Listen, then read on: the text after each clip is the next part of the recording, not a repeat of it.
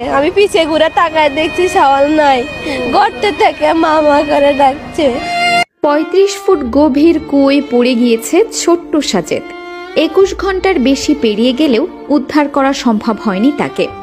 রাজশাহীর তানোরের এই ঘটনায় শোরগোল পড়ে গিয়েছে। গর্তের পাশে বসে ক্রমাগত প্রার্থনা করে চলেছে সাজিদের মা এবং পাড়া প্রতিবেশীরা। জানা গেছে বুধবার বিকেলে কোয়েলহাট পূর্বপাড়া গ্রামে মাটির নিচের পানির স্তর পরীক্ষা করতে স্থানীয় এক ব্যক্তি গভীর একটি গর্ত খুঁড়েছিলেন। সেটি ঠিকমতো বন্ধ করা হয়নি। এলাকায় বৃষ্টি হওয়ায় নতুন করে সেই গর্ত আরও গভীর হয়ে যায়। খেলতে খেলতে মাত্র ২ বছরের সাজিদ সেই গর্তে পড়ে যায়।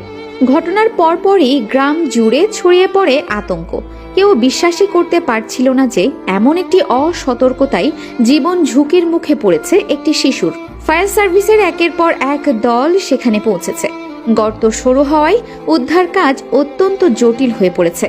তারা বিশেষ যন্ত্রপাতি ব্যবহার করে গর্তের পাশে নতুন করে মাটি কেটে নিচে যাওয়ার চেষ্টা করছে। দীর্ঘ ২১ থেকে ২২ ঘন্টা পেরিয়ে গেলেও এখনও সেই শিশুটির কাছে পৌঁছানো সম্ভব হয়নি। পাশেই দাঁড়িয়ে আছে শত শত মানুষ, কেউ চুপ, কেউ প্রার্থনা করছে।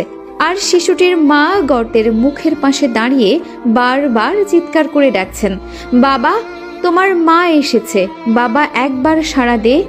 এই মায়ের কান্না শুনে ঘটনাস্থলে থাকা অনেকে নিজেকে ধরে রাখতে পারছেন না।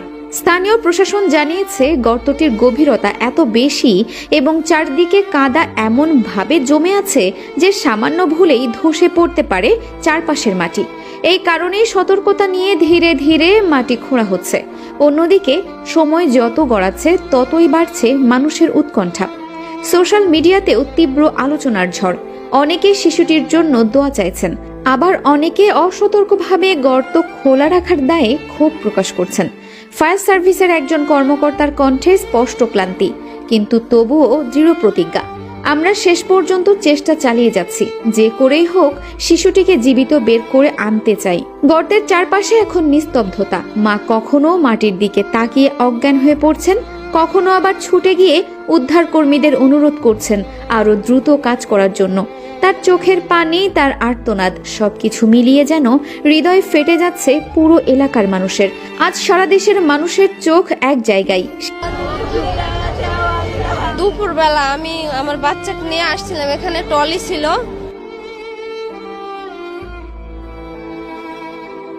সেই অন্ধকার গর্তের দিকে প্রতিটি মুহূর্ত যেন ঘন্টার মতো ভারী হয়ে আছে। আর প্রতিটি মানুষ চাইছে একটি মাত্র খবর, শিশুটিকে জীবিত উদ্ধার করা হয়েছে কি।